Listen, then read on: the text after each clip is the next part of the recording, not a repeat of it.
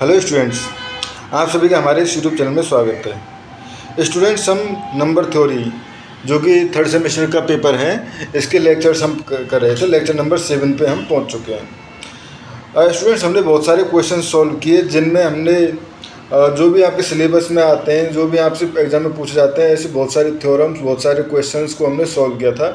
अब भी हम कुछ और थ्योरम्स, बेसिकली इससे पहले हमने जो पढ़ा था वो कॉन्ग्रुएंस पढ़ा था। कॉन्ग्रुएंस क्या होते हैं, कॉन्ग्रुएंस की क्या क्या प्रॉपर्टीज होती है। अब जो हम पढ़ेंगे, अब पढ़ेंगे हम लीनियर कॉन्ग्रुएंस। ठीक है स्टूडेंट्स, तो बेसिकली पहले लीनियर कॉन्ग्रुएंस की डेफिनेशन अगर समझें तो इस तरह से लिख सकते हैं इसको, an expression of the form ax congruence to b mod n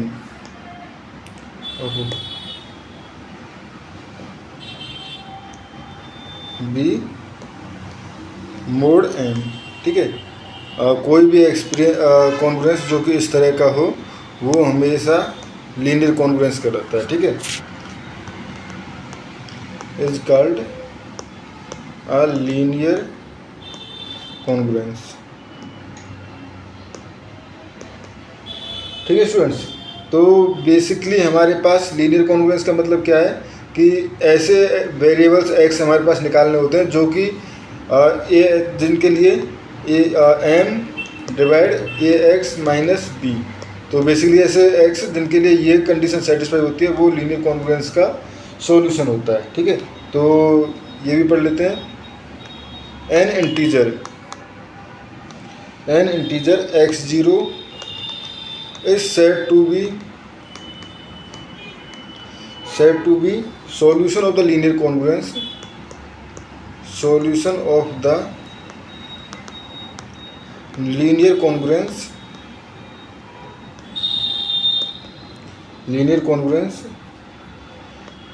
ax congruent to b mod m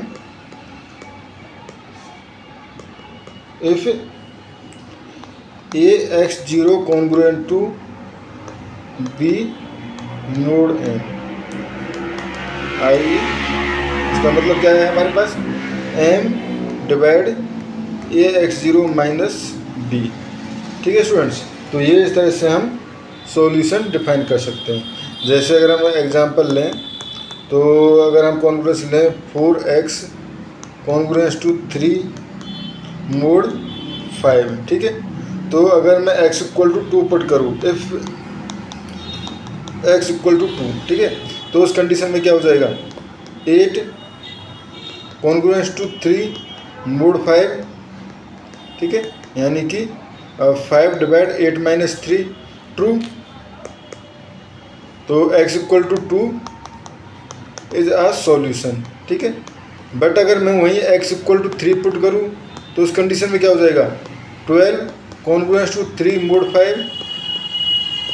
ठीक है, तो but m does not divide 12 minus 3। ठीक है, implies x equal to 3 is not a solution. ठीक है students, तो यानी कि हमारे पास कोई भी वेरिएबल जो इस कंडीशन को सेटिस्फाई करेगा वो हमारे पास उसका सॉल्यूशन होगा। अब ये ज़रूरी नहीं है कि हमेशा ही लीनियर कॉन्ग्रुएंस का सॉल्यूशन एग्जिस्ट करे। कई बार सॉल्यूशन एग्जिस्ट करता भी है, कई बार नहीं भी करता है। तो उससे रिलेटेड भी कुछ थ्योरम्स हमारे पास हैं। जैसे अगर फर्स्ट थ्योरम हम देखें तो वो है, if x0 be a solution of ax congruent to b mod n। ठीक है, यानी x0 जो है वो सॉल्यूशन है। ठीक है, and x1 is any integer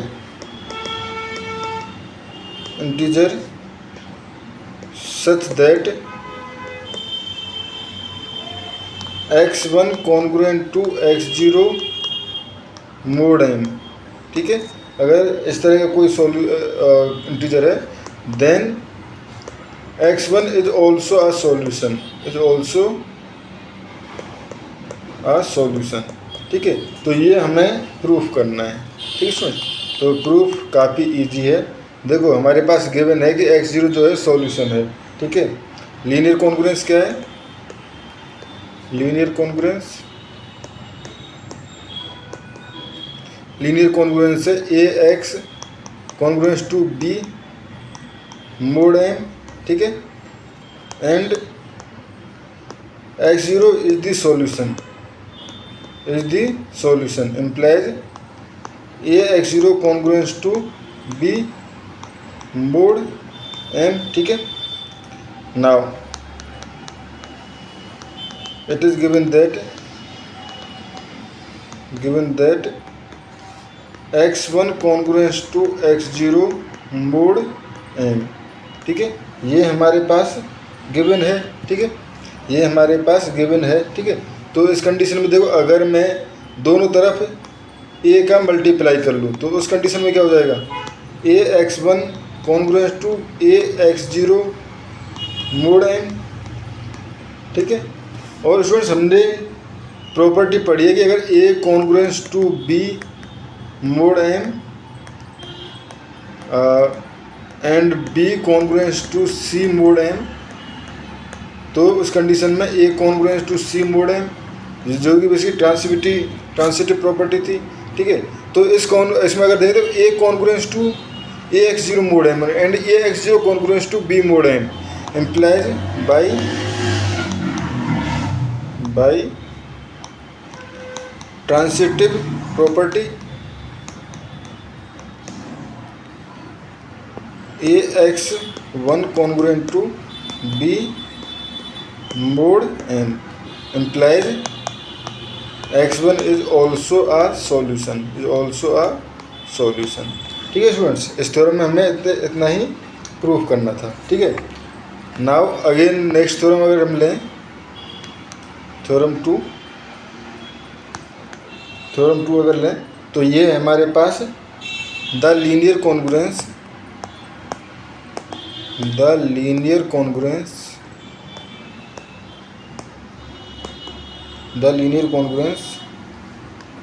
ax congruence to b mod m। ठीक है, where a is not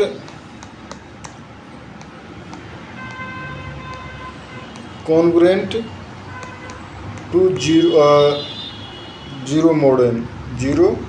mod m। ठीक है, जहाँ पे a जो है वो नॉट कॉन्ग्रुएंट है जीरो mod m के लिए। ठीक है, has a solution if and only if. ठीक है, अगर GCD of AM divides B, अगर देखो ये कॉन्ग्रुएंस के सॉल्यूशन की एग्जिस्टेंस की कंडीशन भी होती है कि अगर GCD of AM A and M का GCD अगर B को डिवाइड कर रहा है तो उस कंडीशन में सॉल्यूशन एग्जिस्ट करेगा, अदरवाइज सॉल्यूशन एग्जिस्ट नहीं करेगा। ठीक है, तो ये हम देखते हैं कैसे इसको इम्प्रूव कर सकते हैं। तो late x0 be the solution. ठीक है, x0 be the solution of the linear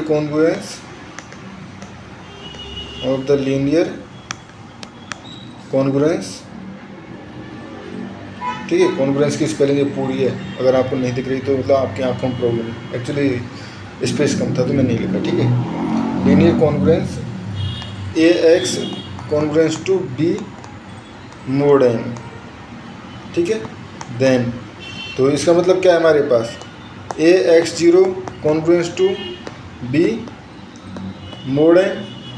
ठीक है, implies m divide ax0 minus b। ठीक है, m divide ax0 minus b। ठीक है, तो इम्प्लाइज यहाँ से हो गया हमारे पास ax0 minus b equal to m k, जहाँ पे k इज एनी इंटीजर। ठीक है सर, k जहाँ पे कोई इंटीजर है। Again let GCD of A and M equal to D, ठीक है। GCD of M A and M equal to D, ठीक है। तो अब हमें शो करना है कि डी जो है वो बी को भी डिवाइड कर रहा है, ठीक है। तो यहाँ से ये तो क्लियर है, D divide A and D divide M, ठीक है। D divide A and D divide M, ठीक है। तो यहाँ से मैं ये कह सकता हूँ डी डिवाइड, देखो यहाँ से इसका हेल्प लीजिए आप, ठीक है। तो यहाँ से मैं कह दूँ एम के प्लस सॉरी, यहाँ से मैं कह सकता हूँ डी डिवाइड, यहाँ से देखो बी को मैं इधर ले जा रहा हूँ, तो AX0 माइनस एम के, ठीक है। क्योंकि ए को डिवाइड कर रहा है डी एंड एम को भी डी डिवाइड कर रहा है, ठीक है। ए को डिवाइड कर रहा है, एम को डिवाइड कर रहा है, बट ये चीज़ जो है वो किसके इक्वल है, बी के इक्वल यहाँ से, ठीक है। इम्प्लाइज डी डिवाइड बी, ठीक है, इम्प्लाइज डी डिवाइड बी, ठीक है। तो ये हो गया हमारे पास फर्स्ट पार्ट, यानी कि अगर हमारे पास सॉल्यूशन है तो उस कंडीशन में GCD of A and M जो है वो डिवाइड करेगा बी को, ठीक है। सेकंड कन्वर्स पार्ट, ठीक है, लेट डी डिवाइड बी, यानी कि हमारे पास GCD ऑफ ए एम जो है वो तो डी है, डी जो है डिवाइड कर रहा है बी को, ठीक है। उस कंडीशन में then we have to prove that the linear congruence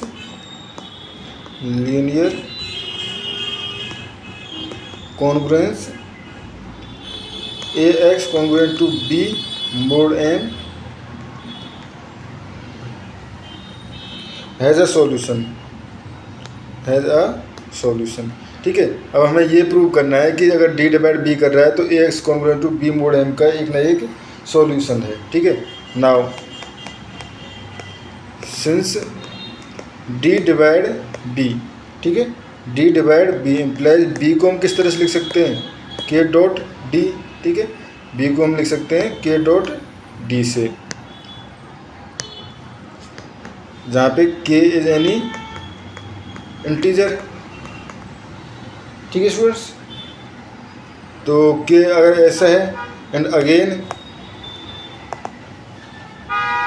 GCD of basically A and M equal to D था ना, तो हमने ये पढ़ा है कि D को इस कंडीशन में हम कैसे लिख सकते हैं, D को लिख सकते हैं हम MA प्लस NB की फॉर्म में, इसको हम लिख सकते हैं MA प्लस NB की फॉर्म में, MA प्लस नहीं MA इस तरह लिख सकते हैं, हाँ सॉरी मैं जनरल उसमें मेथड पे चला गया था, क्योंकि M तो यहाँ पे ऑलरेडी हमने कंसीडर करा हुआ है ना, तो इसको लिख सकते हैं हम A इक्वल टू, यानी इनके कुछ लीनियर कॉम्बिनेशन की फॉर्म में, तो AX0 ले लेते हैं प्लस MY0, ठीक है।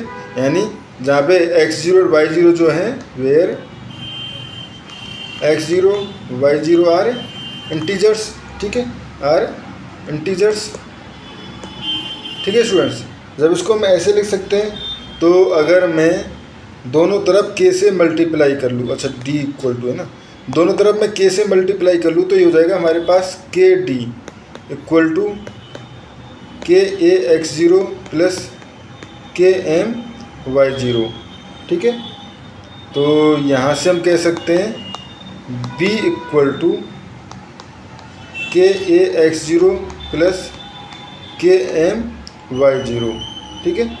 तो यहाँ से मैं कह सकता हूँ KAX0, ठीक है, minus B equal to KMY0, या मैं यहाँ से कह सकता हूँ KAX0 congruent to B mod M, ठीक है, क्योंकि KY0 तो है इंटीजर है, ठीक है। तो यहाँ से हम कह सकते हैं congruence AX congruent to B mod M has a solution which is KX0, ठीक है। तो दोनों तरफ से दोनों तरफ से प्रूव हो गया, ठीक है। यानी कि हमने पहले प्रूव किया था कि अगर हमारे पास प्रॉब्लम का GCD जो है वो डिवाइड कर रहा है, तो उस कंडीशन में हमारे पास प्रॉब्लम का सॉल्यूशन है तो GCD जो है वो डिवाइड कर रहा है, ठीक है, बी को भी। सेकंड में हमने GCD को माना कि ये क्या कहते हैं कि सॉल्यूशन डिवाइड कर रहा है, उसके बाद हमने प्रूव किया कि इसका एक सॉल्यूशन एग्जिस्ट कर रहा है, तो ये हेंस प्रूव, ठीक है स्टूडेंट्स। तो इस तरह से ये थ्योरम हमारे पास इजीली प्रूफ हो जाती है, ठीक है।